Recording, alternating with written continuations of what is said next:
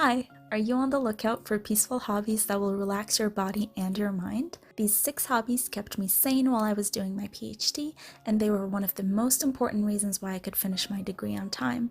All of them can be learned and done alone at home for no or very little money. Let's get started. My first hobby is to take care of plants. I think one of the most peaceful things you could do is taking care of another living being. Caring for a plant, getting to know its needs, learning how to fulfill these needs, and seeing a new leaf or a new blossom form as a result of all that effort you put in is such a satisfying feeling. If you want to take care of plants but feel discouraged because maybe you've killed plants before, please don't give up. Phrases like having a green thumb may make us believe otherwise, but I really don't think there are people who can't take care of plants, just people who haven't learned how to do so yet. When I bought more than 80 succulents to give out as favors at my wedding and killed more than half of them a week before the wedding, I also thought that I could never take care of plants. But then over the years, I slowly learned how to be a better plant mom. In fact, I still have some of those wedding succulents 4 years later. If you're a beginner, you might find my video about the easiest plants to take care of helpful. There, I suggest some beautiful houseplants that you could grow even in low light.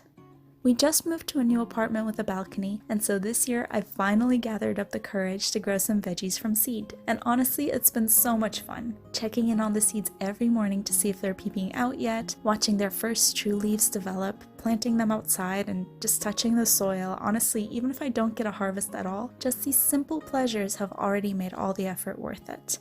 But if I do get a harvest, well, honestly, I can't even imagine the joy I'll feel then.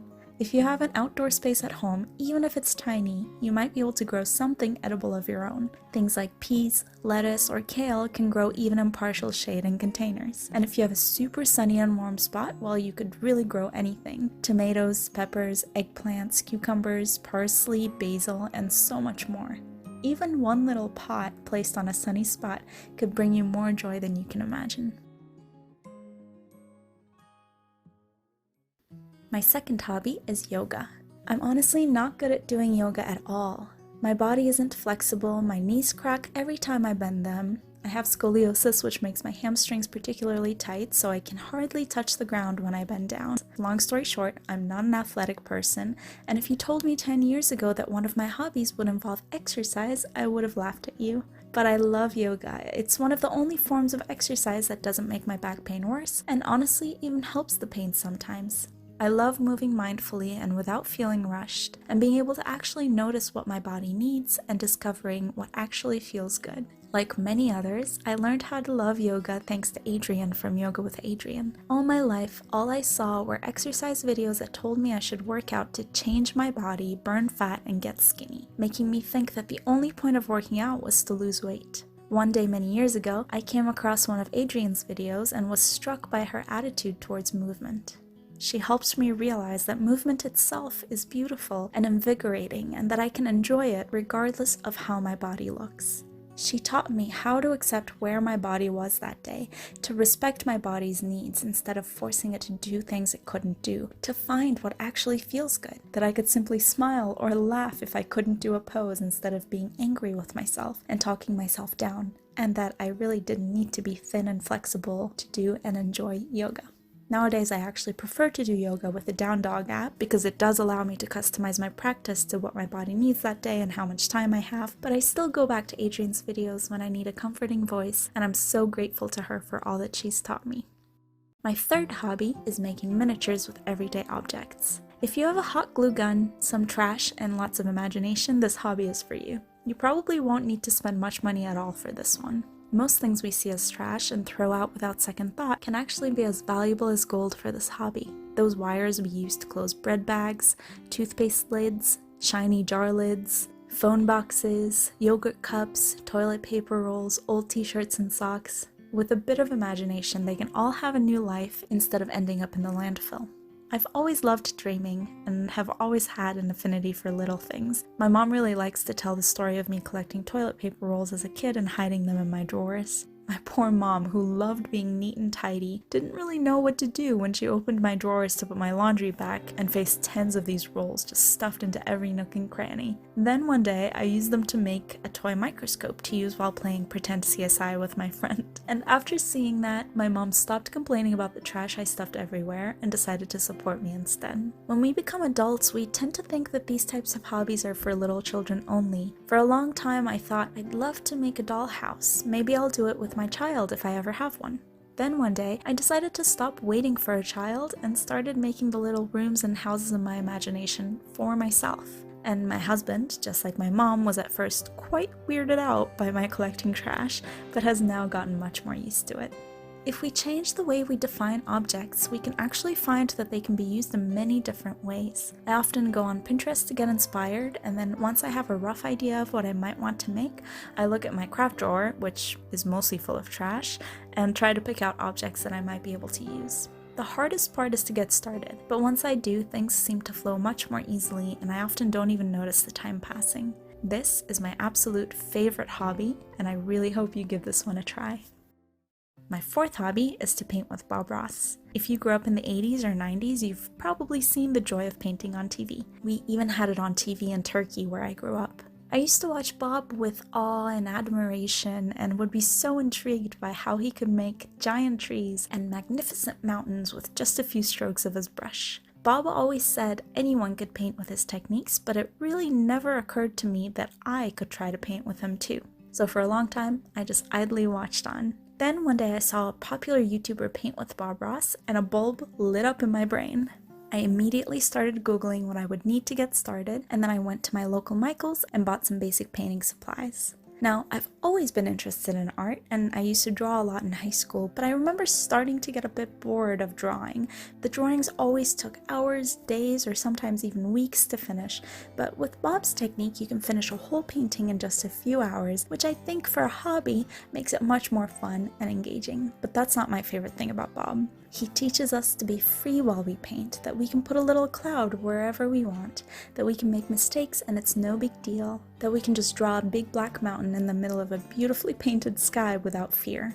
This mindset is honestly so refreshing and helpful for people like me who are fearful of failure and have perfectionistic tendencies, even with hobbies, and don't even start because they think they'll fail.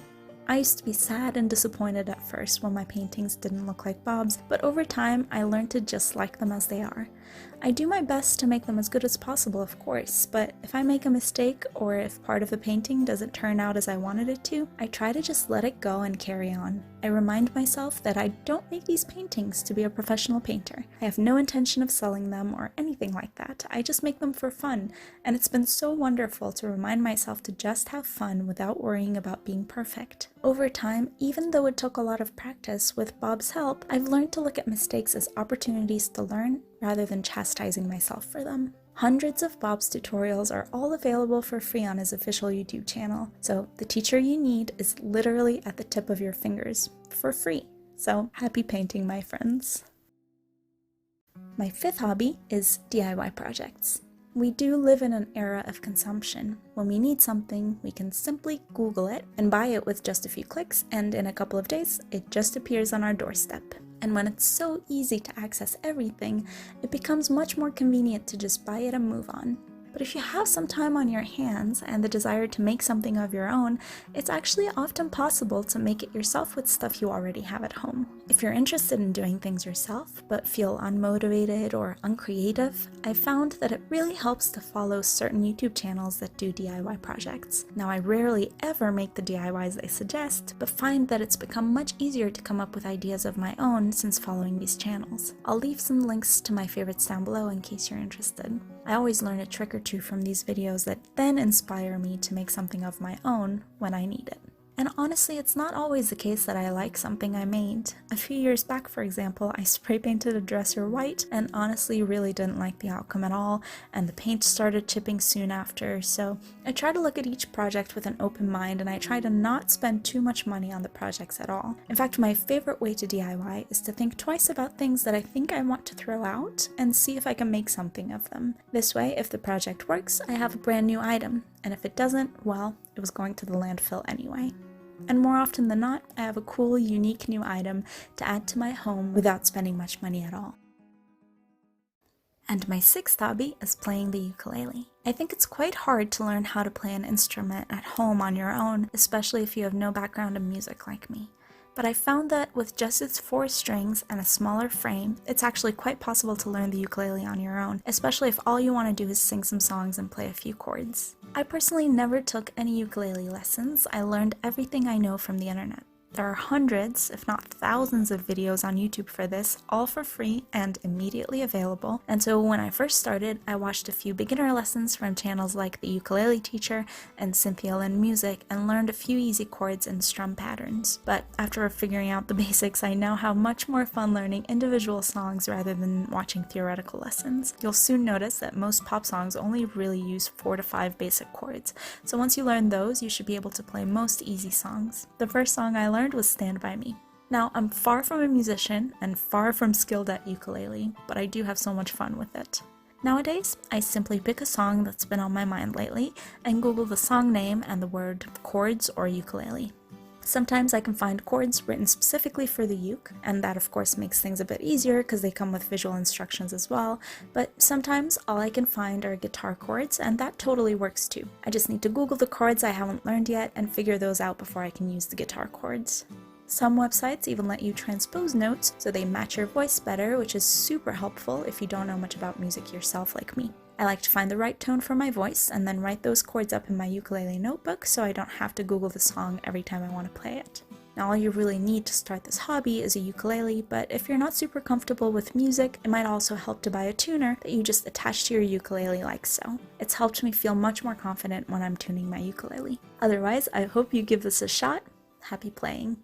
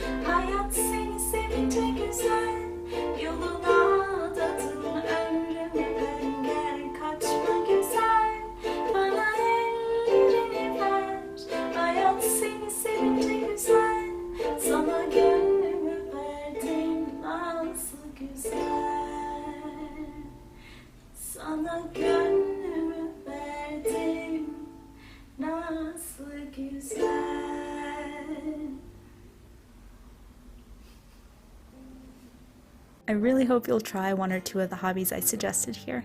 If you feel inspired, please do leave a comment down below. It really helps to know that real people are watching these. Otherwise, have a lovely day and take care. Bye.